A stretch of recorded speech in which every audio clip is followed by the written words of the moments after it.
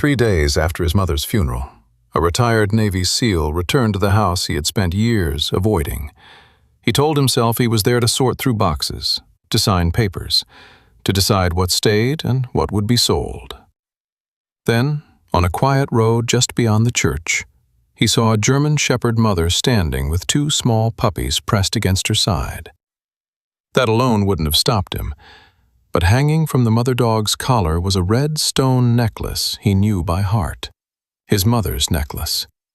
The one she had worn for more than 30 years, the one that should have been buried with her. Why was it on a stray dog? And why did the mother dog seem determined to stay just far enough away that he could never reach her? This is a fictional story created for storytelling purposes. Before we begin, tell me, where are you watching from?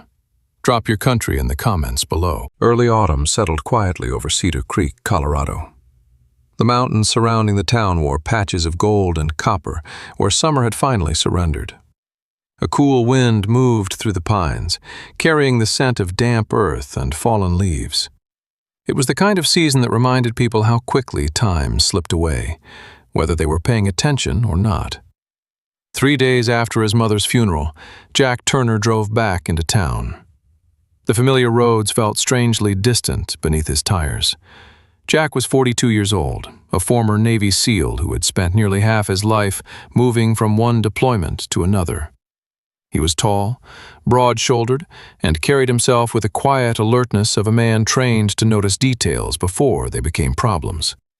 His dark brown hair was cut short, military style, though streaks of gray had already begun appearing near his temples.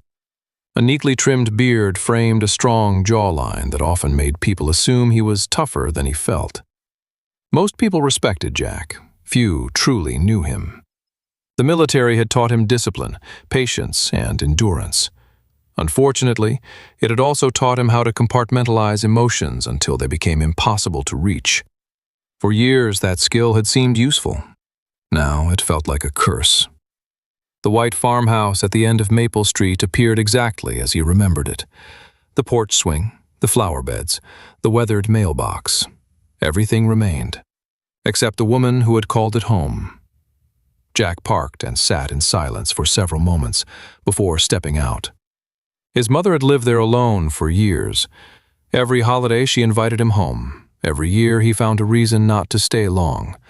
A training exercise, a contract job, a flight schedule, a promise to come back later. Later had always sounded reasonable, until there was no later left. Inside the house, the silence felt heavier than it should have. A mug sat beside the kitchen sink. A half-finished puzzle remained on the dining table. A cardigan still hung over the back of a chair. The small details were the worst. They created the illusion that she might walk through the doorway at any moment. Jack spent hours sorting papers, opening drawers, and carrying boxes into the living room. Work gave his hands something to do. It kept his mind from wandering, at least temporarily. Around midday, his phone vibrated. Sarah. Jack stared at the screen before opening the message. Sarah Turner, his younger sister, was 36 years old. She had inherited most of their mother's features: soft hazel eyes, fair skin, and chestnut-colored hair that fell just past her shoulders. She was neither tall nor short, with a lean build shaped more by responsibility than exercise. Unlike Jack, Sarah had remained in Colorado. She had been the one attending doctor's appointments, grocery shopping, and answering late-night phone calls from the hospital. Life had made Sarah practical. Grief had made her impatient. The message was brief. "We need to sell the house soon. I can't keep coming back here. Please don't make this harder than it already is." Jack read it twice. He understood exactly what she meant. The house hurt. Every room hurt. Every photograph hurt. The difference was that Sarah had been there for the decline.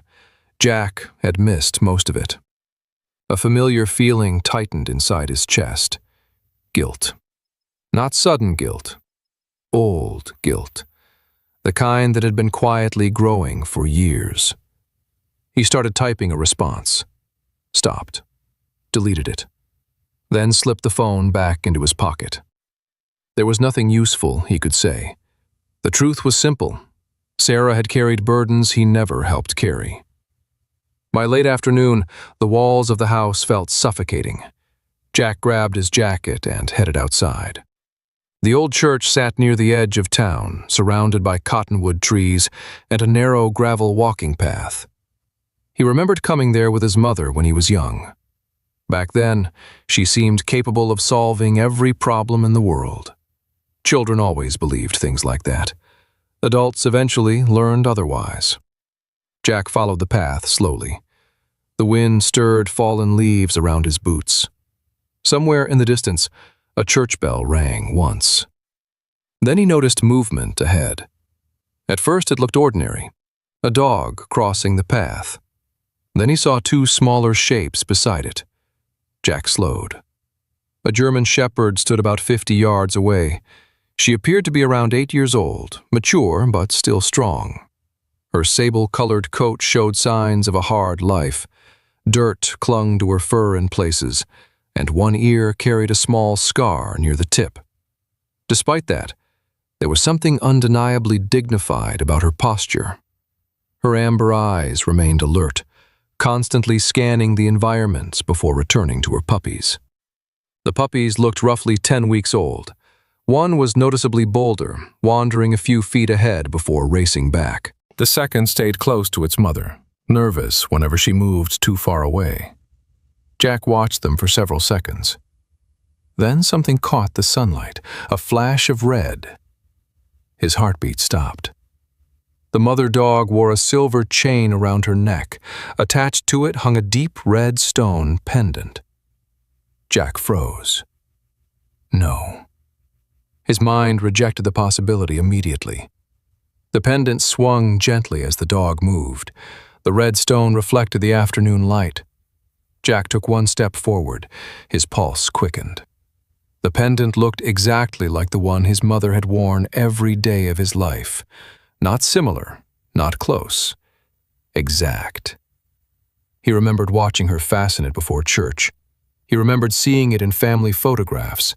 He remembered accidentally scratching the silver setting when he was 16 and helping repair a fence. His mother had laughed instead of getting angry. The tiny scratch remained visible even now. Jack stared. The scratch was there. His throat tightened. This wasn't possible. The necklace should have been buried with her. He had seen it only days earlier, hadn't he? Suddenly he wasn't sure. Grief distorted memory. That was what people said. But this wasn't memory. The necklace was right there, hanging from the collar of a stray dog. The German shepherd noticed him moving. Instantly, she became alert. The puppies pressed closer to her legs. Jack took another cautious step. The dog did not growl. She simply watched, studied, measured, as if deciding whether he belonged near her family. Something about that look unsettled him. Then a memory surfaced. His mother sitting on the porch one summer evening, touching that necklace absent-mindedly, smiling, waiting for a son who rarely came home. The thought hit harder than expected. Before he could stop himself, a single word escaped his lips. "Mom?" The puppies glanced toward him. The mother dog remained still. Jack swallowed. Then he spoke his mother's name aloud. For a brief moment, the German shepherd turned her head. Her amber eyes locked onto his. Time seemed to stop. Neither moved. Neither looked away. Then the dog turned. The puppies followed immediately. Together, they disappeared beyond the trees, and the necklace disappeared with them. Jack stood alone on the path, staring after them. The wind moved through the leaves. The church bell rang somewhere behind him. Only one thought remained. The necklace should not have been there. Yet somehow, it was. The next morning arrived with a pale sky stretched over Cedar Creek and a chill that lingered in the shadows long after sunrise. Jack Turner woke earlier than he intended. Years in the military had trained his body to rise before comfort could convince it otherwise. For a few moments he lay still in the unfamiliar silence of his mother's house. Then reality returned. His mother was gone. The dog was real, and somehow her necklace was hanging from the collar of a German shepherd. Jack spent the first hour searching the streets near the church.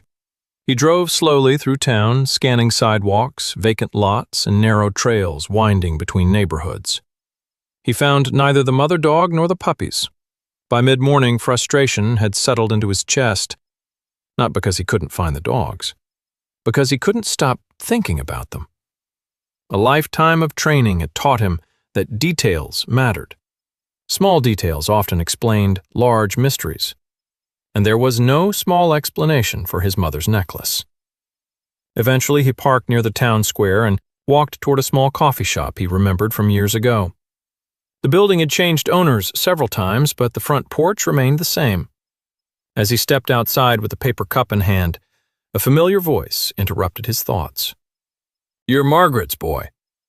Jack turned. An elderly woman stood near the sidewalk holding a canvas grocery bag. She looked to be in her late 70s, perhaps older. Her silver hair was pulled into a loose braid resting over one shoulder.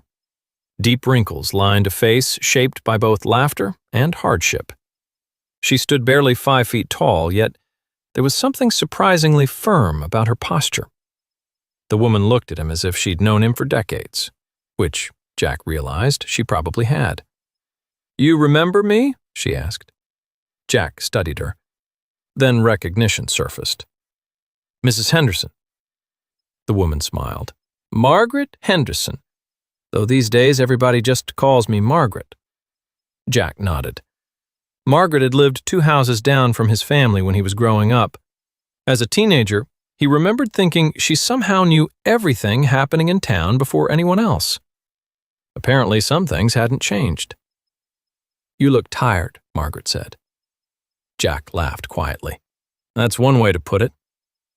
For a moment, neither spoke. Then Margaret's eyes softened. "I was sorry to hear about your mother." Jack looked away. "Thank you." The silence that followed felt different from the awkward silences people offered at funerals. Margaret wasn't searching for comforting words. She simply stood there. Sometimes age taught people which silences deserved respect. Finally, she asked, "Have you seen Molly?" Jack looked back at her sharply. "Molly? The German shepherd." His pulse quickened. "You know that dog?" Margaret blinked. "Know her? Half the town knows her." The words landed harder than expected. "What do you mean?" Margaret adjusted the grocery bag. "Your mother fed her almost every day for years." Jack stared. "What?" Now it was Margaret's turn to look confused. "You didn't know?" The answer sat between them. No, he didn't know. Not even a little. Margaret exhaled slowly. Then she began talking.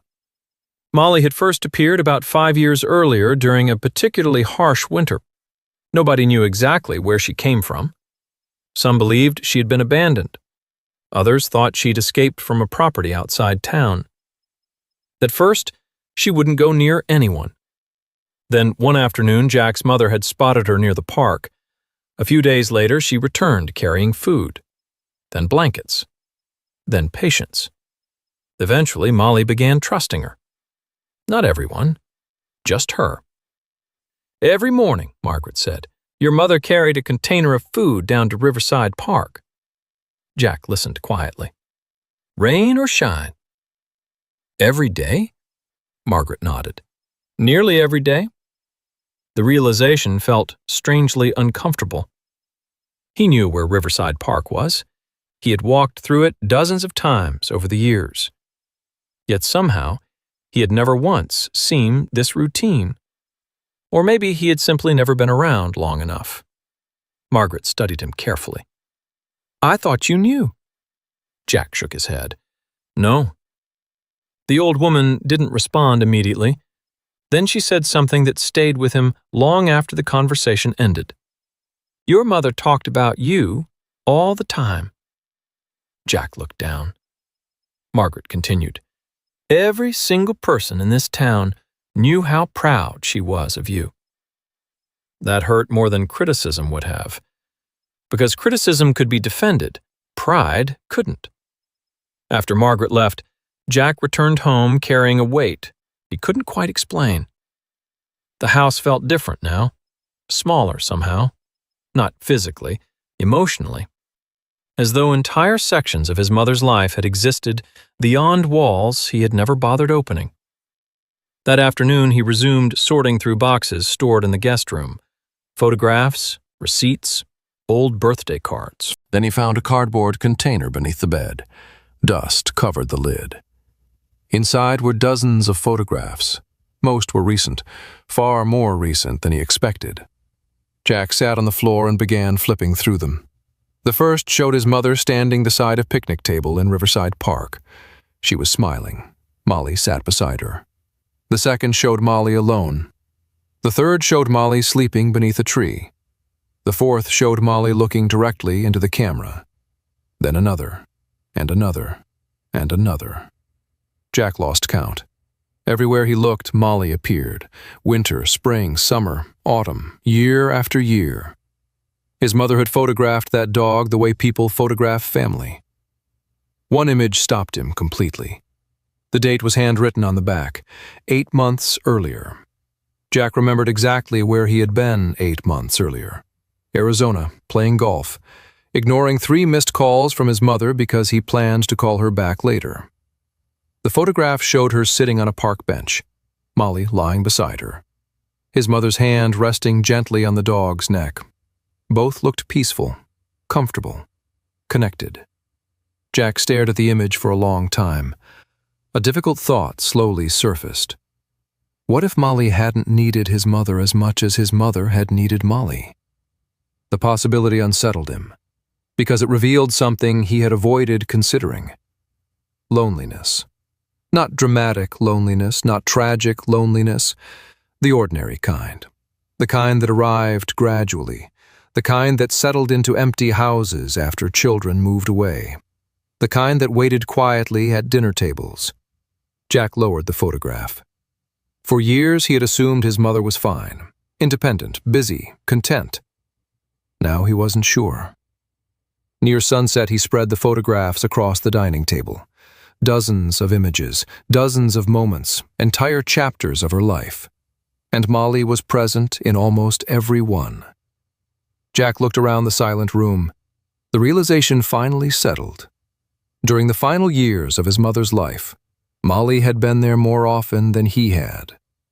And for the first time since returning to Cedar Creek, Jack couldn't find a way to blame anyone except himself. A light rain settled over Cedar Creek the following morning, turning sidewalks dark and leaving small beads of water on every parked car in town. The mountains were hidden behind low clouds. From the kitchen window, Jack Turner watched the gray horizon while holding a mug of coffee that had already gone cold.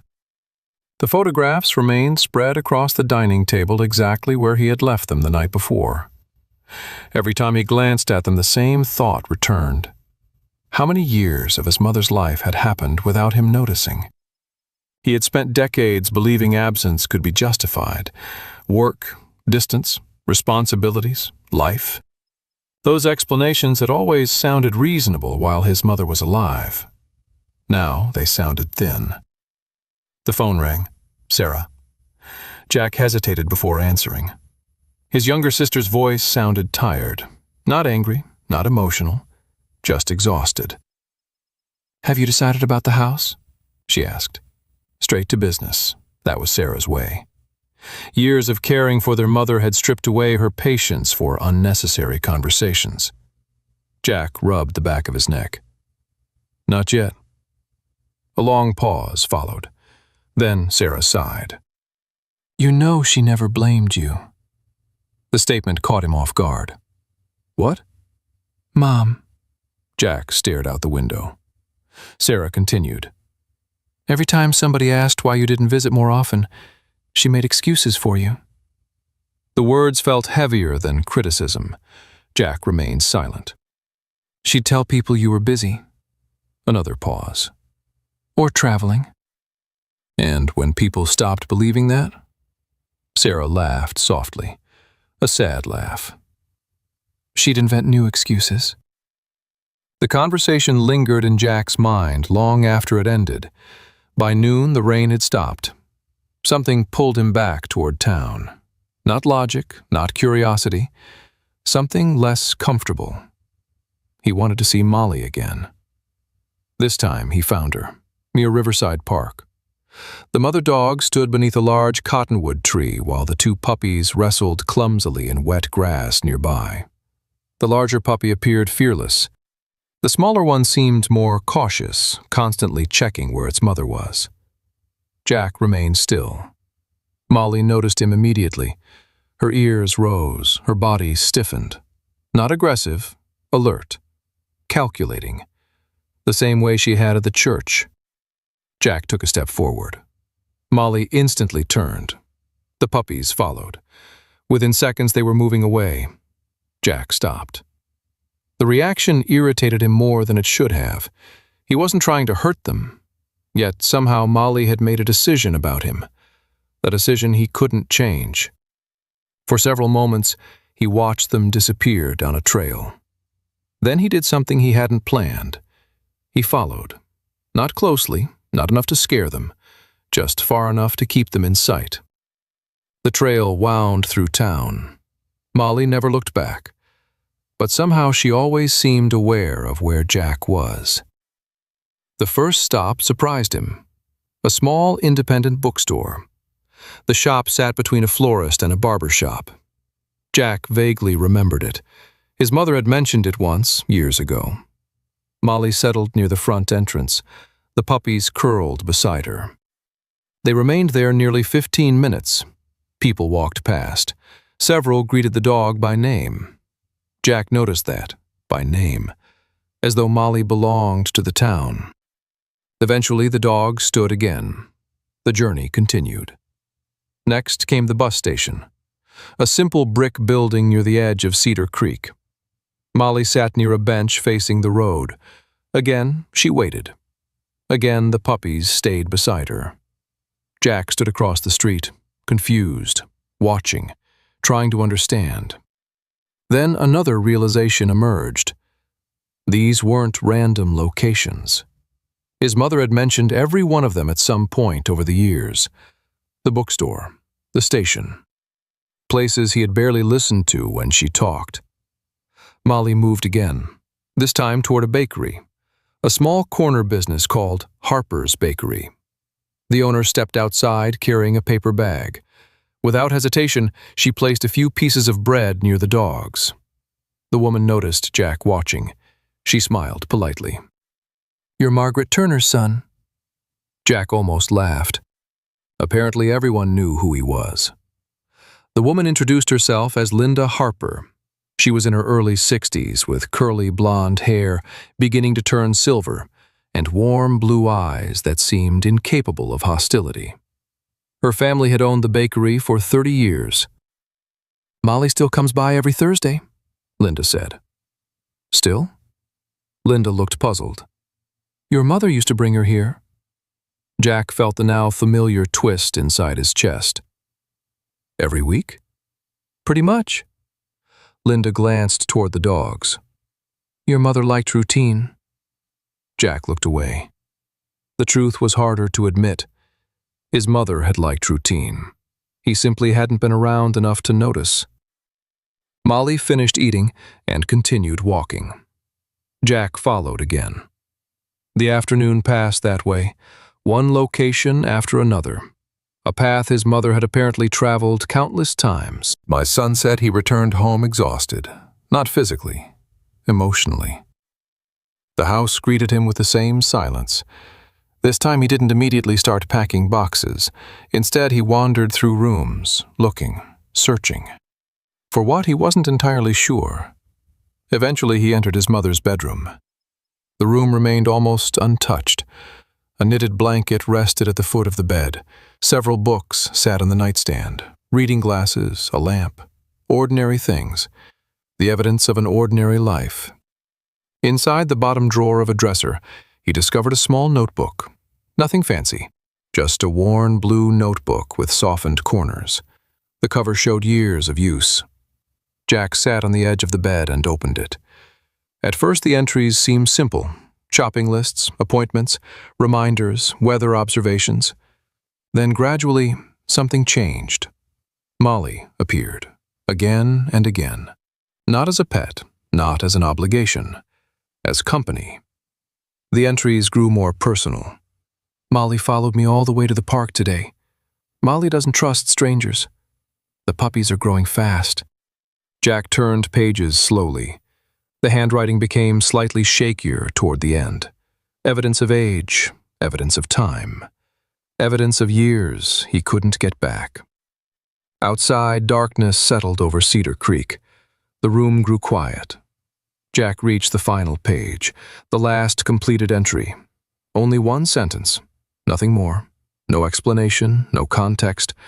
Just 6 words written in careful handwriting. Molly waited on the porch again today.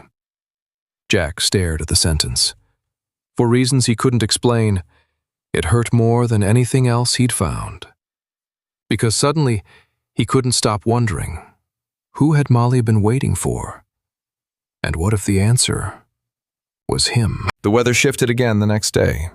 Autumn sunlight returned to Cedar Creek, pouring through the windows of Margaret Turner's old farmhouse, and illuminating dust particles drifting lazily through the air. Jack sat alone at the kitchen table, with the blue notebook open beside him. The final sentence continued to occupy his thoughts. Molly waited on the porch again today. Not a dog, not the dog. Molly. A name, a relationship, a habit, a bond. The sentence felt less like a note and more like the final line of a conversation that had ended before he arrived. Jack turned back through the earlier pages. For the first time, he stopped reading casually and began reading carefully, like an investigator, like a soldier reviewing intelligence.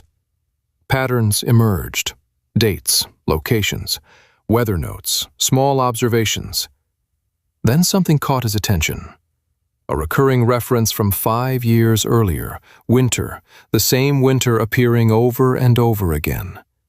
December 14th, December 17th, December 22nd, January 3rd. Molly's name appeared repeatedly. Jack leaned forward. The entries were brief but revealing. Saw the shepherd near the creek today. Still limping. Wouldn't come close enough to eat. Temperature dropping tonight. Worried about her. Jack's chest tightened. He continued reading. A story began forming. 5 years ago, during one of the harshest winters Cedar Creek had experienced in decades, Molly had appeared for the first time. Not healthy, not confident, not the cautious but capable mother-dog Jack knew now. She had been injured, hungry, terrified, a survivor barely holding herself together. The notebook described ribs showing through her coat, a deep wound along one shoulder, one torn ear, a limp that lasted nearly 2 months. Jack closed his eyes briefly. For some reason, imagining Molly broken felt unexpectedly painful. Perhaps because the dog now seemed so resilient. Perhaps because he was beginning to realize how much of his mother's heart had quietly been invested in that animal. The front door suddenly knocked. 3 sharp taps. Jack opened it to find Margaret Henderson standing on the porch. The older woman carried a cardboard box under one arm. Her silver braid moved slightly in the breeze. "I thought you might want these." Jack stepped aside. Margaret entered. Inside the box were photographs, documents, newspaper clippings, flyers. Most appeared related to animals. Jack looked up. "What is all this?" Margaret smiled softly. "Your mother's second life." The words puzzled him. Margaret sat at the kitchen table. For the next hour, she explained. Several years after Jack's father died, Margaret Turner had joined a local volunteer organization called Cedar Creek Animal Outreach.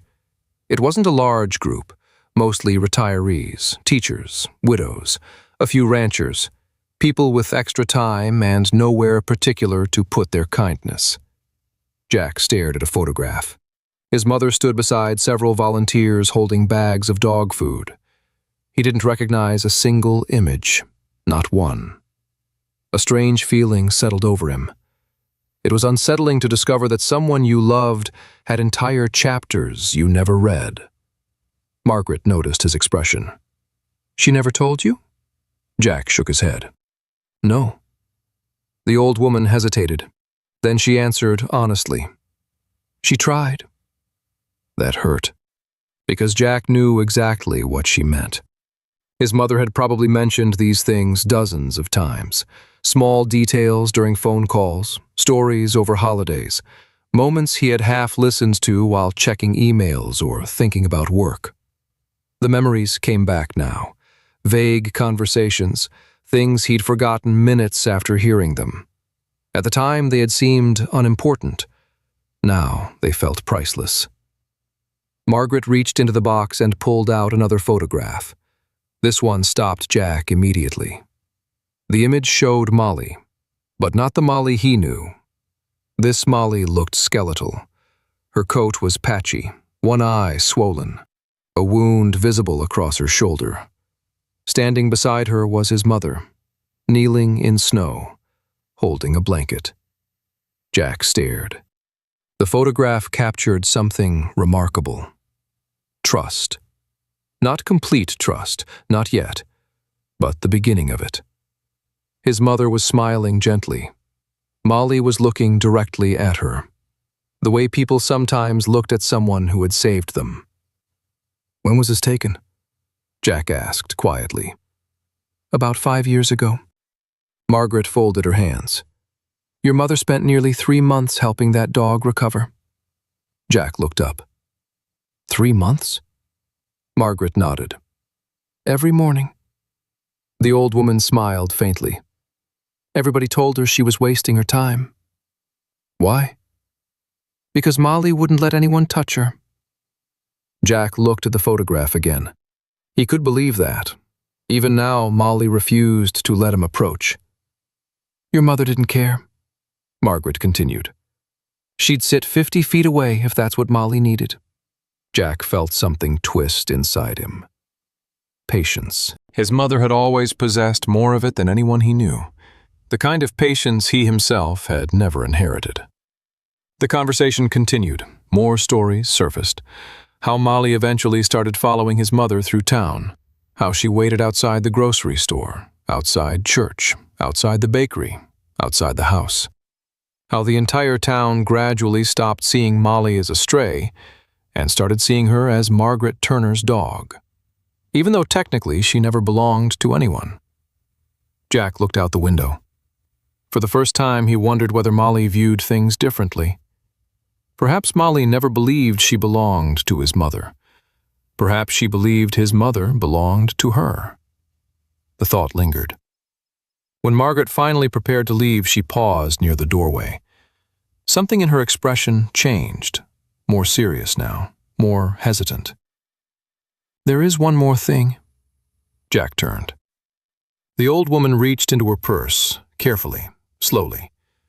Then she withdrew an envelope, yellowed with age, folded several times. Jack immediately recognized his mother's handwriting. His stomach tightened. Margaret held the envelope without letting go. For a moment, she seemed unsure. Then she spoke. "I found this after your mother passed."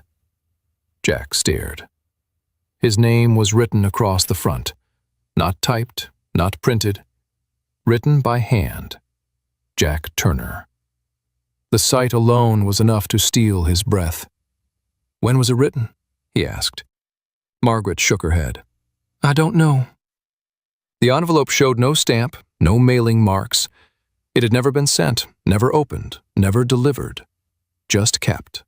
Waiting. Much like the notebook. Much like Molly. Much like his mother. Margaret finally released it into his hands. Jack held the letter carefully, almost afraid of it. Because letters carried truths conversations often avoided. And deep down he wasn't certain he was ready for whatever his mother had chosen to say. Margaret moved toward the door. Before leaving, she stopped one final time. Your mother loved you, Jack. Her voice was calm, certain. More than you ever understood. Then she left. The house became quiet again. Jack remained standing in the center of the room, the unopened envelope resting in his hand. The late afternoon sunlight stretched across the floor. Outside, somewhere in town, Molly and the puppies were probably following their usual route. Inside the farmhouse, for the first time since returning home, Jack felt genuinely afraid. Not of the past, not of grief, but of what his mother might have written in a letter she never sent. And as he looked down at his name written in her familiar handwriting, he realized there were some truths a person could spend years avoiding. But eventually, they waited for you to come home. The letter remained unopened on the kitchen table until the following morning. Jack Turner had carried it from room to room the previous evening, placing it down and picking it up again as though the weight of the envelope changed every time he touched it.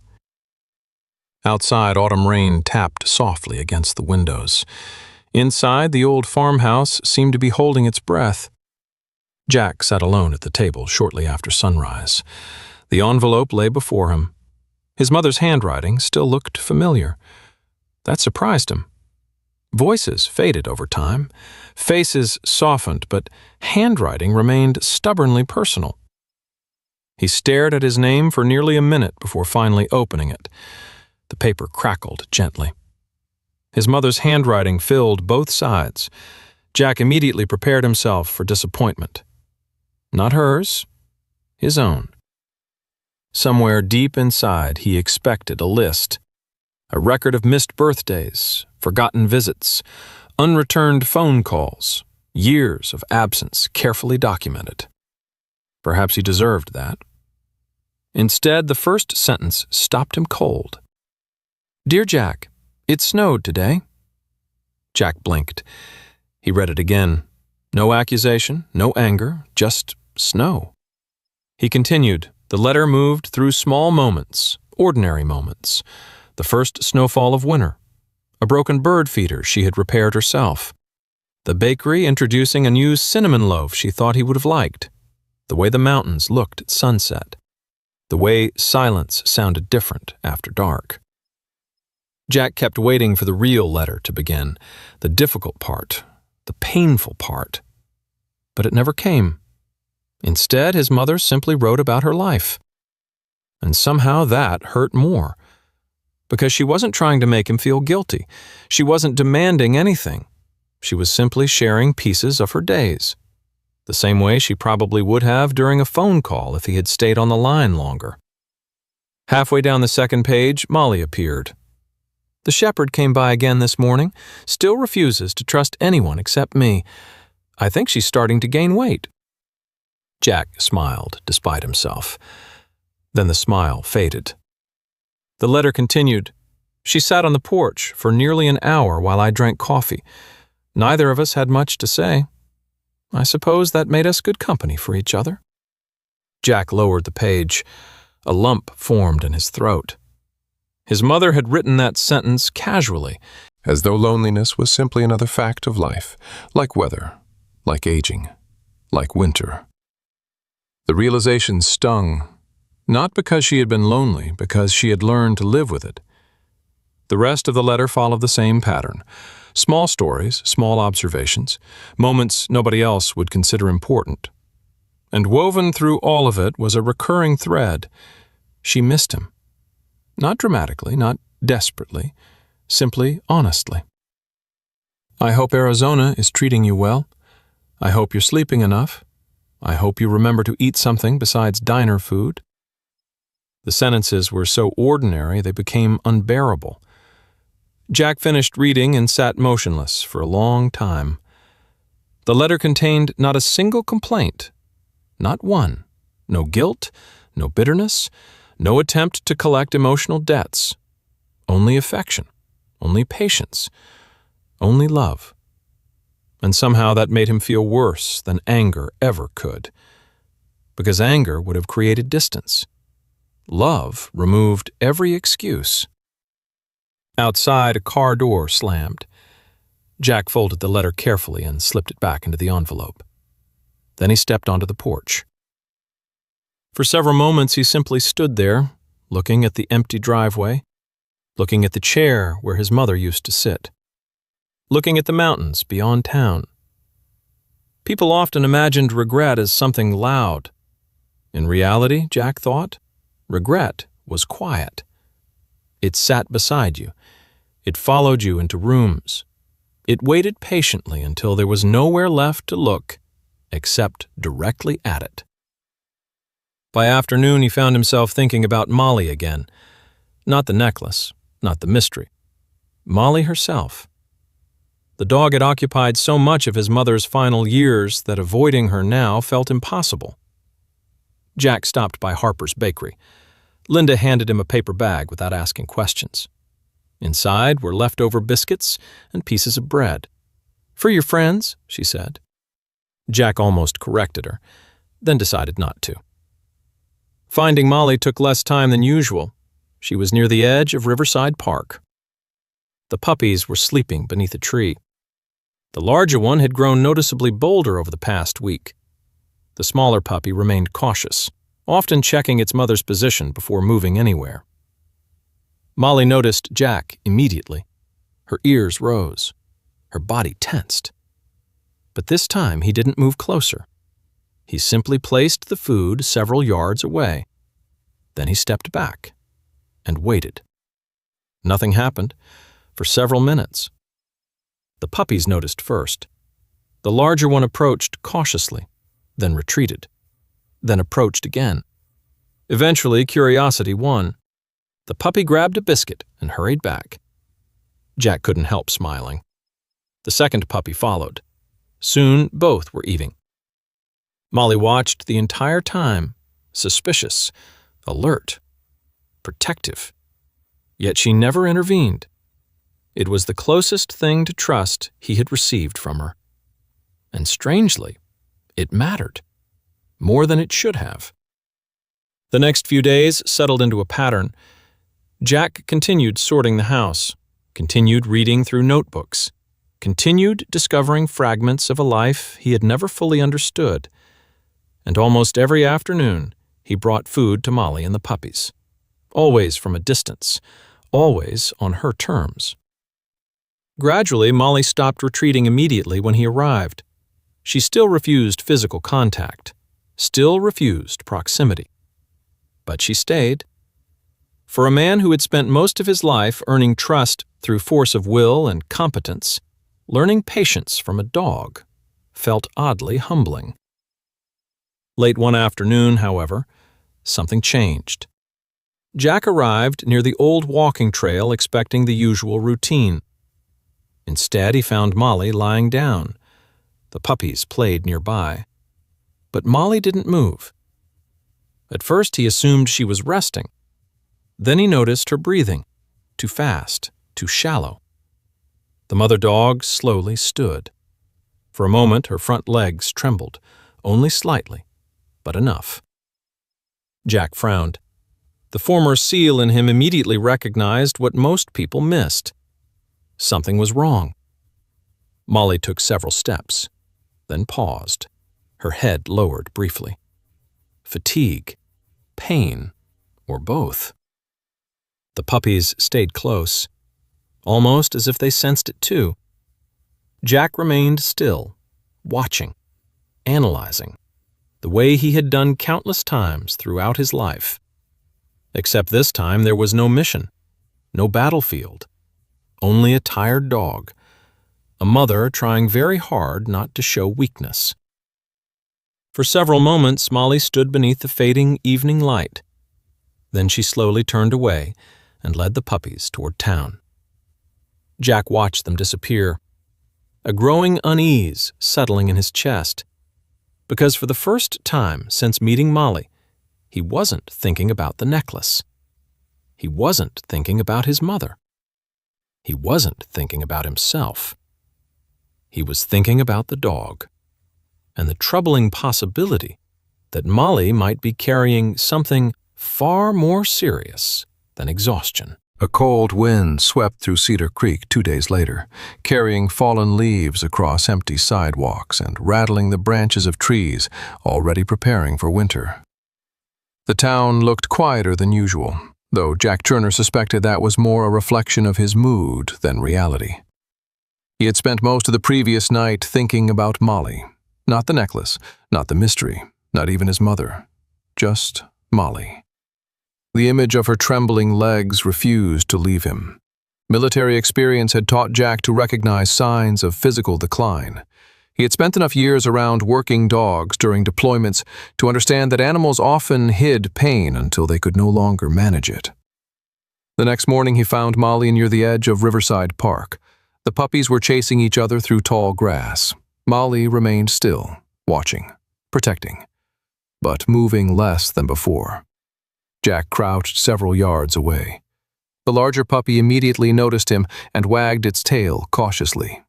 The smaller one hid briefly behind its mother before peeking out again. Molly watched all of it. The suspicion remained in her eyes, yet she no longer left immediately. Something had changed between them. Not trust, not yet. Perhaps only tolerance. Sometimes that was how trust began. Jack spent nearly an hour observing her. When Molly finally stood, he noticed it again. The hesitation, the stiffness, the brief pause before movement. The kind of pause living creatures made when pain entered the equation. By afternoon, Jack made a decision. He called the only veterinarian still operating in Cedar Creek. Dr. Emily Foster had been treating animals in the region for almost 20 years. She was 54 years old, tall and lean, with dark blonde hair usually tied into a practical ponytail. Long days around frightened animals had given her a calm voice and patient eyes. Years earlier, she had lost her husband to cancer, and people often said that grief had somehow made her gentler rather than harder. When Jack explained the situation, Emily listened carefully. "A stray German Shepherd?" "More or less." "Can you bring her in?" Jack almost laughed. Getting her into a clinic might be harder than getting a wild deer into one. Emily smiled. "I figured." The following morning, Emily agreed to meet him near the park. What surprised Jack was that Molly allowed the examination. Not immediately, not comfortably, but after nearly 40 minutes of patience, quiet voices, and food offered by Jack, the dog finally stopped backing away. Emily worked slowly, respectfully. When she finished, her expression grew serious. The puppies continued playing nearby, unaware. Jack already knew the answer before she spoke. "What is it?" Emily removed her stethoscope. "A heart condition." Jack stared at her. "How bad?" The veterinarian looked toward Molly. The pause lasted too long. "Bad enough." Jack felt his stomach tighten. Emily continued carefully. "The symptoms fit what I've been hearing." "Hearing?" "Fatigue, weakness, reduced activity." She folded her arms. "She's been compensating for a while." "Can you treat it?" Emily hesitated. "There are medications." Another pause. "But we're probably managing time rather than fixing anything." The words settled heavily between them. Jack looked toward Molly. The mother dog sat quietly watching her puppies. One nudged a fallen leaf. The other attempted to pounce on it and failed. For a brief moment, they looked like every ordinary family in the world. Then reality returned. "How much time?" Jack asked. Emily sighed. "I don't know." "Months?" "Possibly." Her voice softened. "Maybe less." After she left, Jack remained at the park long after sunset. The puppies eventually curled against their mother. Molly rested her head on the ground. The scene reminded him of something. Not a battlefield, not military service. Home. The realization caught him off guard. For years, Jack had defined family through blood. Now he found himself watching a dog and two puppies as if they represented something larger. Responsibility, love, protection. The things his mother had always understood better than he did.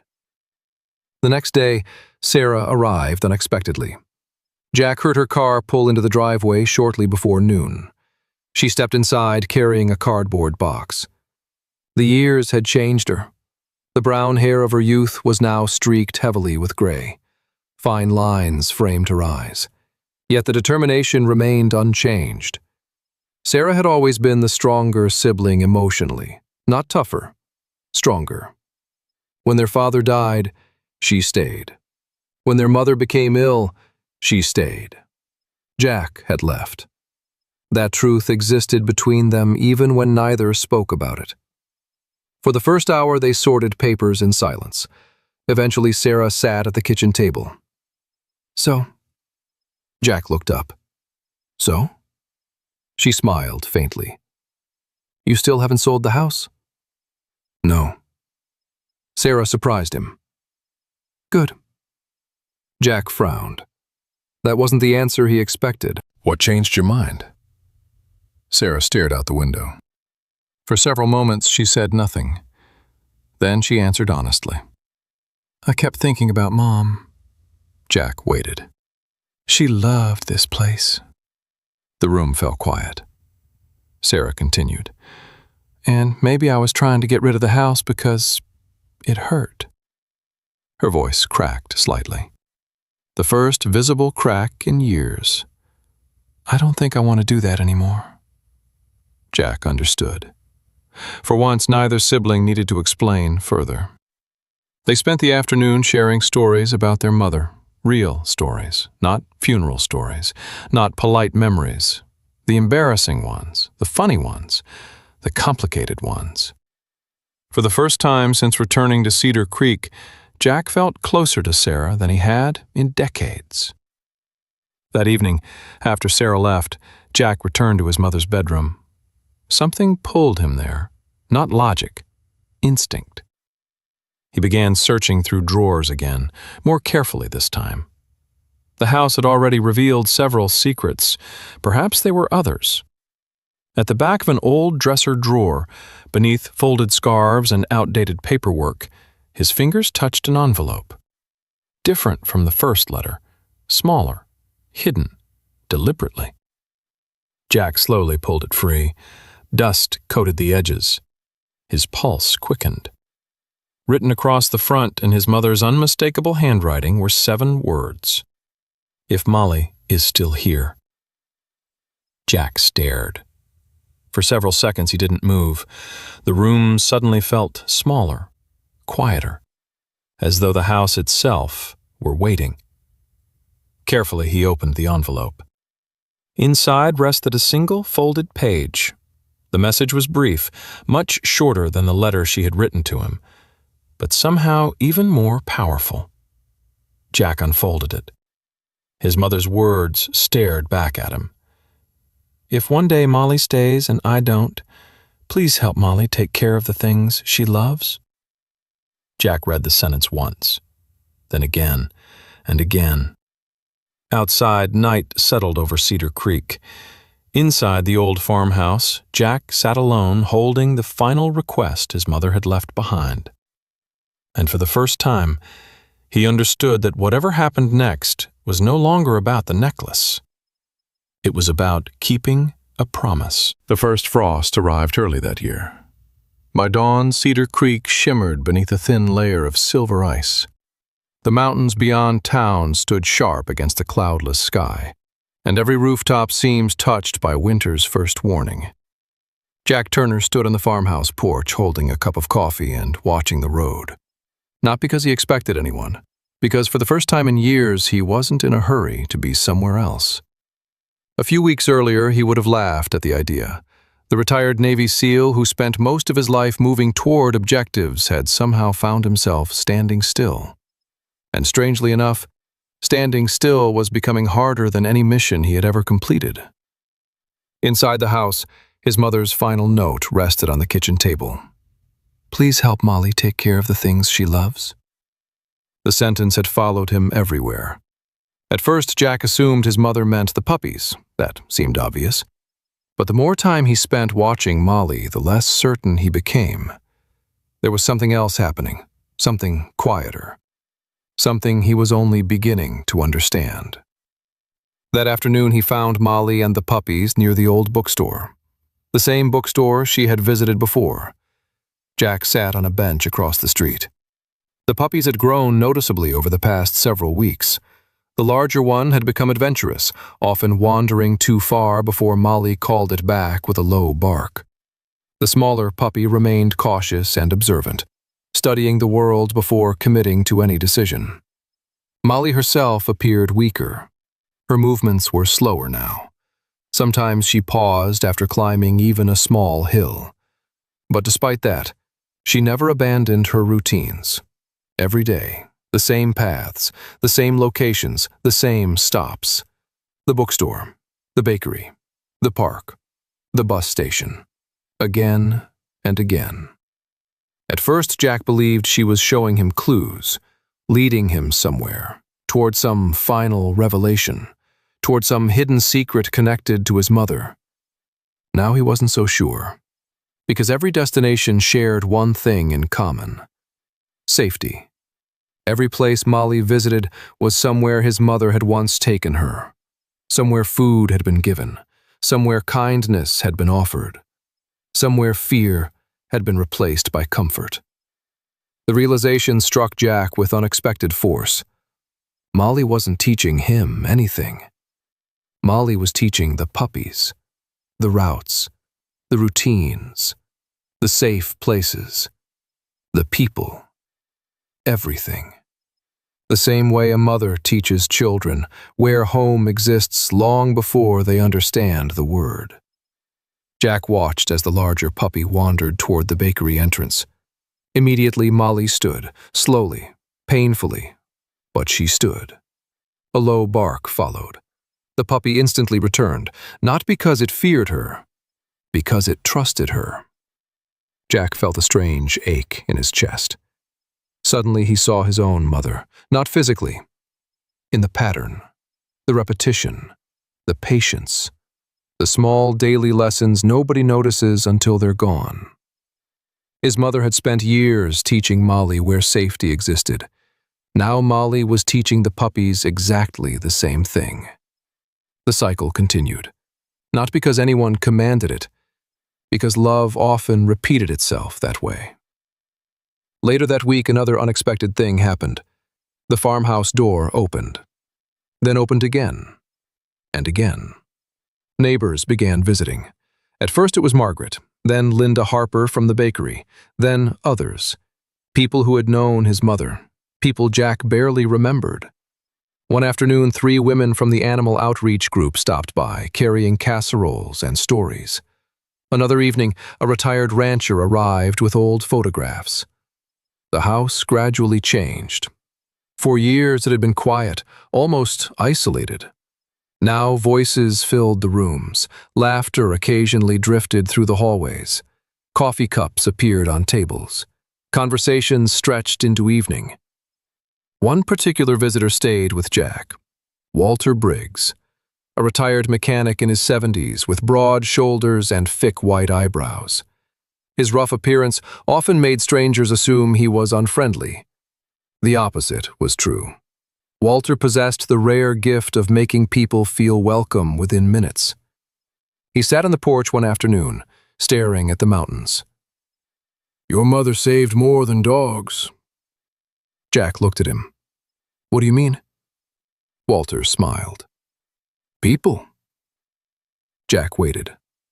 Walter pointed toward town. "You think everyone showed up here because they knew your mother?" He laughed softly. "We showed up because she showed up for us." The statement lingered. People often imagined kindness as dramatic. Jack's military career had taught him that heroism usually involved sacrifice and risk. His mother had taught a different version. One conversation, one meal, one dog, one lonely neighbor, one ordinary day repeated enough times to matter. As autumn deepened, the farmhouse began feeling less like a museum and more like a home. Jack noticed the change slowly. One evening, he caught himself smiling at a story Margaret told. Another day, he found himself making extra coffee because visitors might stop by. The transformation wasn't dramatic, but it was real. The house no longer felt abandoned, and neither did he. Meanwhile, Molly continued growing weaker. Jack saw it every day. The pauses became longer. The walks became shorter. Some afternoons, she simply lay beneath a tree while the puppies explored nearby. Yet she never stopped watching them, never stopped teaching, never stopped guiding. One evening, near sunset, Jack sat alone on the front porch. The sky burned orange above the mountains. The puppies slept nearby in the yard. For a long time, nothing happened. Then Molly appeared at the end of the driveway, slowly, deliberately. Jack remained still. The old dog walked toward the porch. Each step seemed measured, almost careful. For months she had avoided the house, avoided him, avoided closeness. Now she climbed the porch steps, one at a time. Jack barely breathed. Molly crossed the wooden boards and settled down beside his chair, not close enough to touch, but closer than ever before. The puppies followed a few minutes later and curled up nearby. The evening remained quiet. No words, no movement. Just the sound of wind passing through trees. Jack looked toward the mountains, then down at Molly. For the first time, he understood. She had never been leading him toward a secret, never toward a mystery, never toward buried answers. She had been doing exactly what his mother once did for her, creating familiarity, creating safety, creating home. The realization filled him with both gratitude and sadness, because now he understood what his mother's final request truly meant. Help Molly take care of the things she loves, not someday, now. As darkness settled over Cedar Creek, Molly shifted slightly. Then, with a slow movement that felt almost ceremonial, she lowered her head and rested it gently on Jack Turner's foot. The old Navy SEAL froze. Months ago, she wouldn't have allowed him within 20 feet. Now she was trusting him with her most vulnerable moment. Jack looked down. His vision blurred unexpectedly.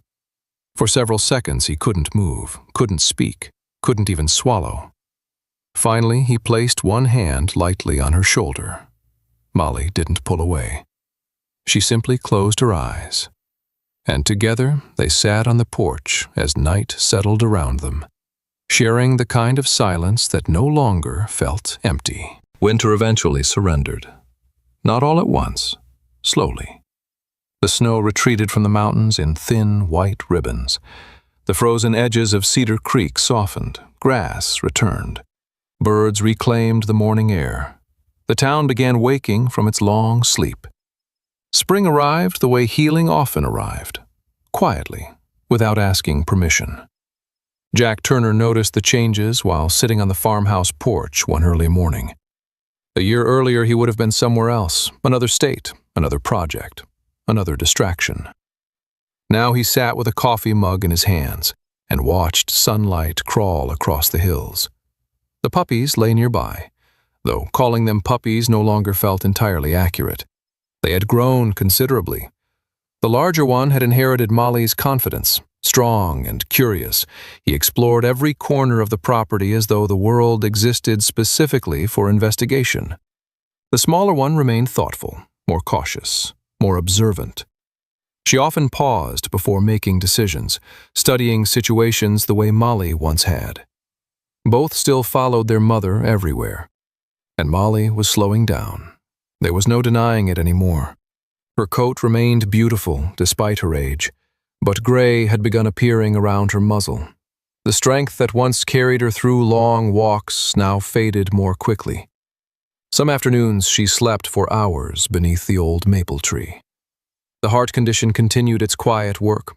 No dramatic collapse, no sudden crisis, just gradual change.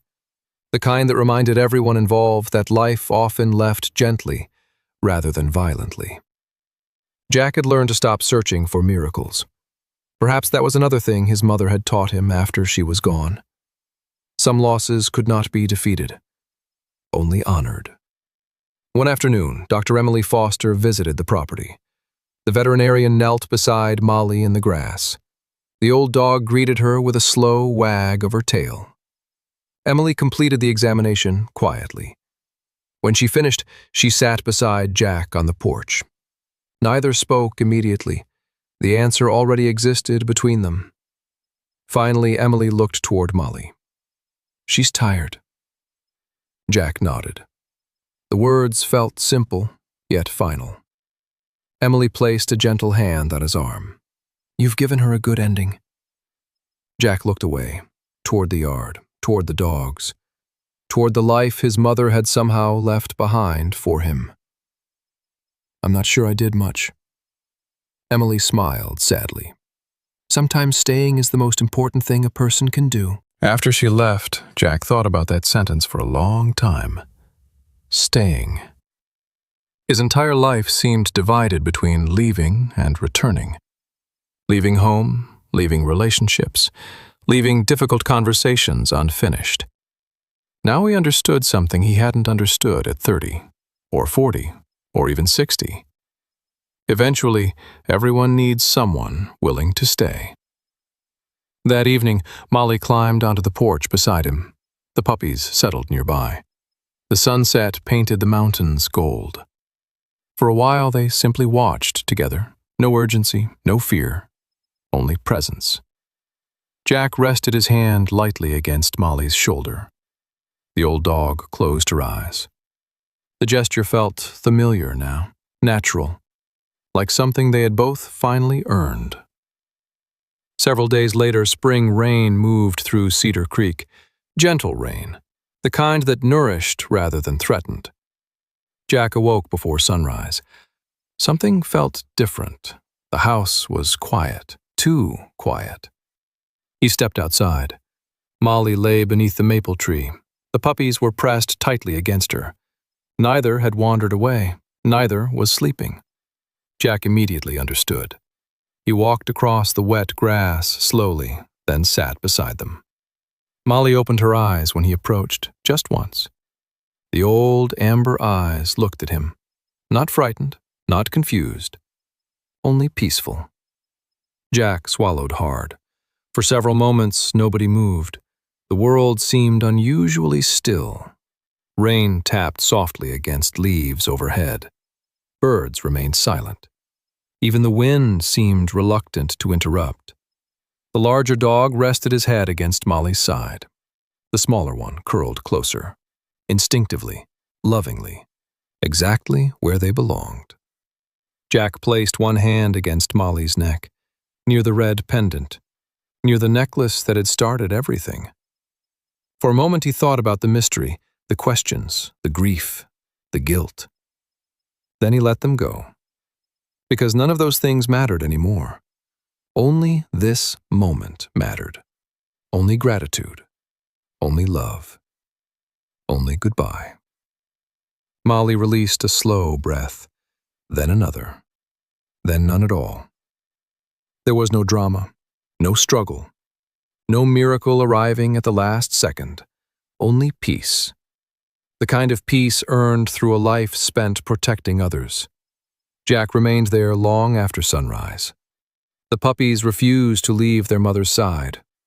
Neither did he. Weeks passed. Then months. Summer approached. Life continued, as life always did. One evening, Jack stood in front of the town council and proposed something unexpected. He wanted to keep the farmhouse, not as private property, as a community resource, a place where abandoned animals could receive temporary care, a place where volunteers could gather, a place where people who loved animals could help without driving hours to larger cities. The idea received immediate support. Margaret helped organize volunteers. Linda donated supplies from the bakery. Walter repaired fencing free of charge. Sarah handled paperwork. The project grew faster than anyone expected. A sign eventually appeared near the front gate, the Turner Animal Haven. named partly for his mother, partly for Molly, and partly for every creature that needed one more chance. 1 year later, spring returned once again. The farmhouse looked different now, not newer, warmer, alive. Dogs played in the yard. Volunteers moved through the property. Laughter drifted from open windows. Inside the living room, a framed photograph of Margaret Turner rested on the mantel. Beside it hung the red stone necklace, not hidden away, not locked inside a drawer, displayed openly, exactly where it belonged. Every morning, Jack carried his coffee onto the porch. The 2 young German shepherds, no longer puppies, usually followed. The larger dog stretched across the wooden boards. The smaller one preferred the patch of sunlight nearest the steps. Jack often watched them for several minutes before speaking. Sometimes he smiled. Sometimes he simply sat. The difference no longer mattered. One quiet morning, sunlight spilled across the yard while birds sang from the trees. The dogs slept peacefully nearby. Jack leaned back in his chair. For the first time in many years, he realized he was not waiting for anything. Not waiting for forgiveness. Not waiting for answers. Not waiting for the past to change. And perhaps most importantly, he was no longer running. His eyes drifted toward the necklace hanging beside his mother's photograph, then toward the dogs, then toward the house. People often believed the dead remained behind in objects, in photographs, in jewelry, in old rooms. Jack understood something different now. His mother wasn't in the necklace. She wasn't in the house. She wasn't even in his memories. She was in every kindness that continued after her, in every animal helped, in every person welcomed, in every life touched because she had once chosen to care. The morning breeze moved gently through the trees. The dogs slept beneath the sunlight. And for a brief moment, Jack felt something he had not felt in years. Home. Not the house, not the town. Home. The thing he had spent most of his life searching for in the wrong places. And the last one who had brought him there had been a German shepherd carrying his mother's necklace. Maybe the miracle in this story was never the necklace. Maybe it was never Molly finding Jack. Maybe the real miracle was that God used a grieving mother, a wounded dog, and a series of ordinary days to bring a lost son home before it was too late for his own heart to heal. We often pray for dramatic signs, but most of the time God works through small things we almost overlook. A phone call we answer, a person we choose to help, a loyal companion waiting on a porch. Jack spent years believing he had missed his chance to reconnect with his mother. Yet, through the life she lived, the kindness she left behind, and the love she gave without keeping score, God showed him that some bonds are stronger than death. The lesson is simple. Don't wait to love people tomorrow. Don't assume there will always be more time. The people we cherish need to hear our voices today. If this story touched your heart, please share where you're watching from and tell us about someone you'll never forget. Leave a comment below, and if you enjoy stories about faith, hope, and second chances, please subscribe and join our community. May God bless you, protect your loved ones, and fill your home with peace, comfort, and grace.